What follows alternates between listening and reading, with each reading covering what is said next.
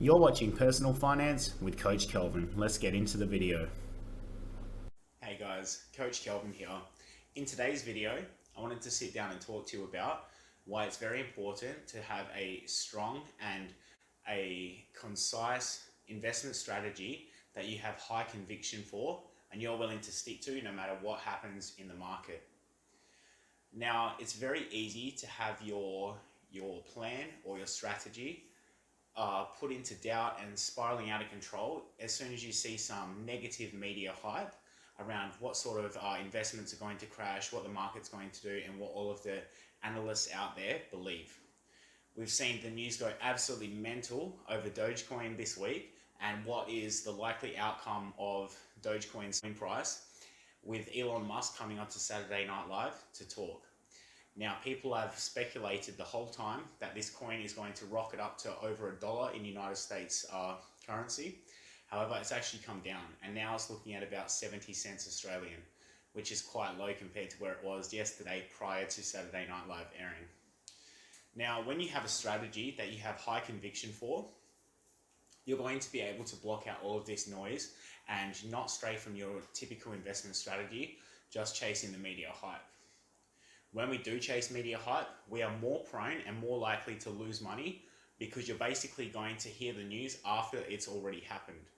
If I check my Facebook and I see, okay, Dogecoin's going up and I put money into that, the chances are that it's hit the peak for that day or for that week, and I'm going to lose money if I were to then hold it long term. So people swing trading in currencies or cryptocurrencies, it's very difficult to do.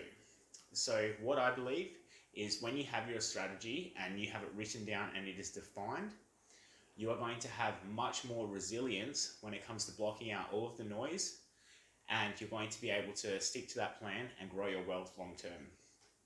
For myself, I know exactly my strategy, and that's every single month I add a minimum of $1,000, possibly more if I'm able to contribute more, but a minimum of $1,000 into my ETF portfolio every single month. Now, I pick between basically three main ETFs. One is the entire Australian share market, or the ASX 300. One is the entire United States share market, which contains about 3,600 companies through the ETF of VTS.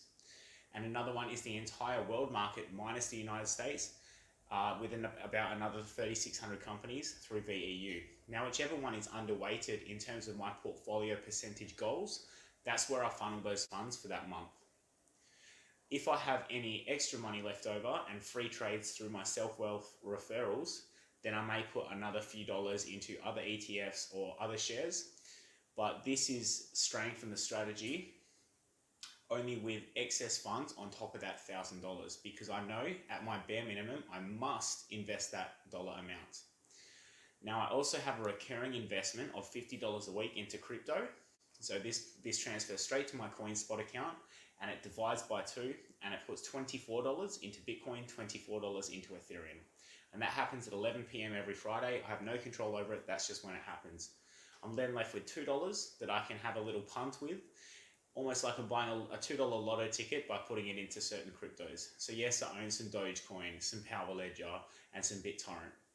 I don't need to try and time the market with this. I'm just adding it to the coins that I like the look of with their business model and what I think is potentially a good outcome. That's where I'll put those $2. So I have very small holdings in those. I have been very lucky as to when I purchased Dogecoin, but that doesn't mean I was chasing media hype, okay? Had I been doing that, then I would be buying Dogecoin at 20 times the price that I initially bought it at. And we all know the risk associated with that. If something climbs really fast and reaches a peak, it is just as likely to drop really fast. And there's no quicker way to lose money than to listen to someone else's advice and not do your own research and not follow your own strategy that you have high conviction for. And you can take out all of your emotional mental blocks or your hesitations while following your investment strategy. So after my crypto and my shares funds have been spent every single month or every single week, I also have money transferred directly into my peer-to-peer lending account. Now, the interest rate has fallen on this, so it's come down from about 6.5% to 4%. So I've reduced the amount of money I contribute to that, which was $100 a week. And now I contribute far more money into my shares account. So I put $20 a week into peer-to-peer lending, while I put an extra $80 into my shares trading. And as that interest rate rises again, perhaps I'll re-increase that amount.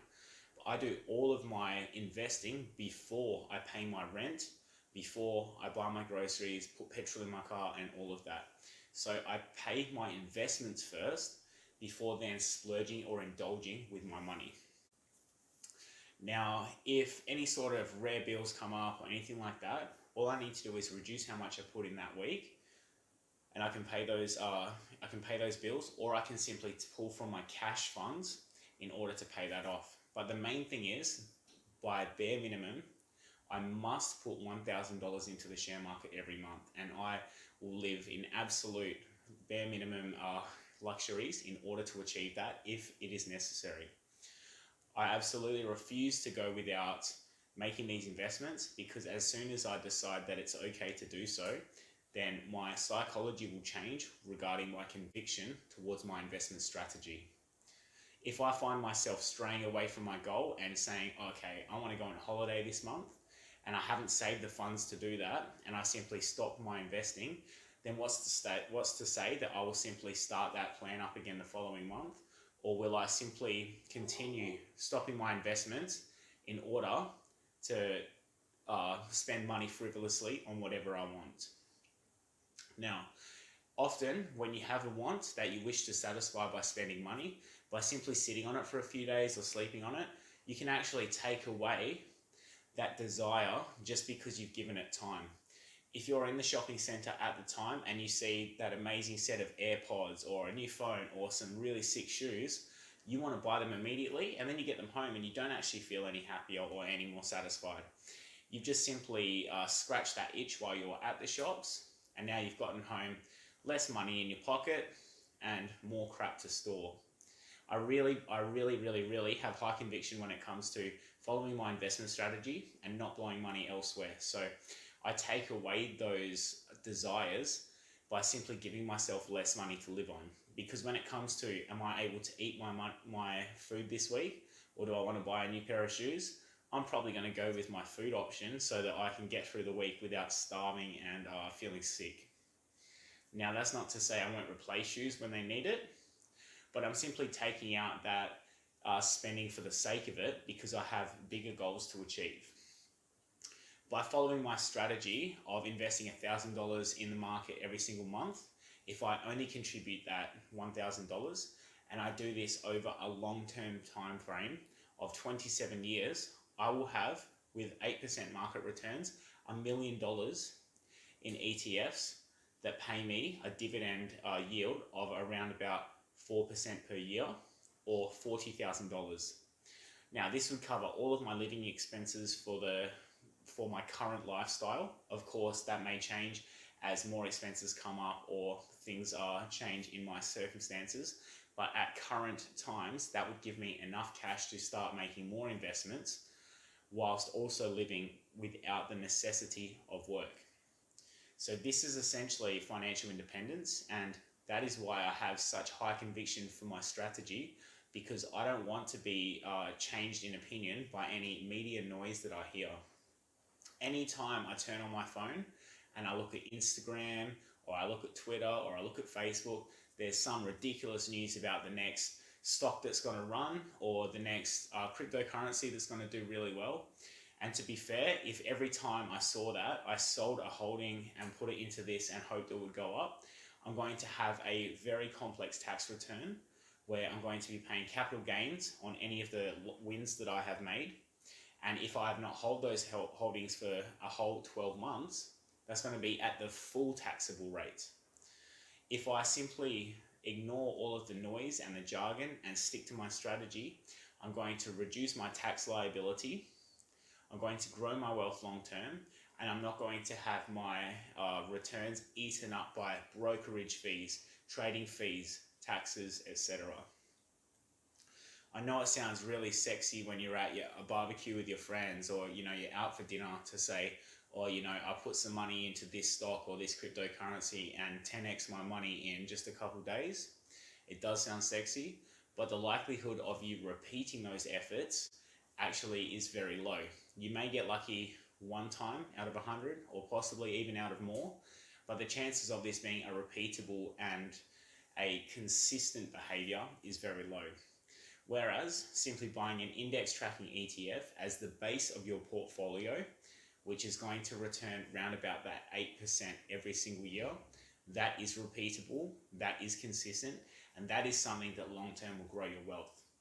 So when you are deciding to start investing, it is important to know before you even spend that first dollar amount, how often you wish to contribute money into your brokerage account or your crypto account or your peer-to-peer lending or whatever your investing vehicle is, especially as your main vehicle. Figure out how much and how often you're going to contribute. Figure out if you need to have a sell price on any of these stocks. So if you're not going with a broad market ETF you wish to hold long term, but you're going with, say, a mining company and you see it having a particular amount of growth after your analysis, mind you, active investing is much more difficult when you're picking stocks. But if you do have a plan as to how long and what the price will be, know what price you wish to sell out at. Because if you hold it for too long, you may actually lose the potential of gains later down the track when you could have held a different opportunity or a different holding. Now, with this strategy, once you have made it, write it down, put it on a piece of paper on the back of your toilet door, or save a notification in your phone that goes off every day at a time that's going to show up and it's going to be in your face every single day. So if you have a coffee at 8 a.m. every day, why don't you set a notification for that every single day? So it's like, bam, okay, I need to contribute my $1,000 every single month. So maybe I won't buy a toasted sandwich with that coffee as well, because I'm picking delayed gratification so that I can enjoy my life later on at the cost of a little inconvenience now. So guys, I hope after all the media hype you've probably seen since the start of this year and even throughout last year, all the craziness about you should have bought Afterpay at $8, or you should have got into Gamestop when it was at $4, or you should have got Dogecoin at $2 cents. I hope even though you're seeing all of this crazy hype, you're not just simply dropping your investment strategy in order to chase down these, I'd say, unicorn investment opportunities. You should always follow your strategy. If you wish to make a slight punt or a gamble, perhaps chuck an extra little bit of money over into those speculation investments, but do not change from your strategy, because if that goes pear-shaped, you don't want to have missed out on the opportunity you had to keep growing your wealth had you stuck to your strategy.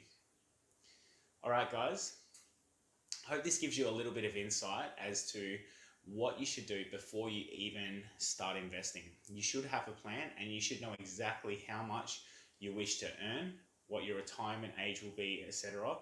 And you should know that with this strategy you come up with, you need to rationalize everything you can in order to make it happen.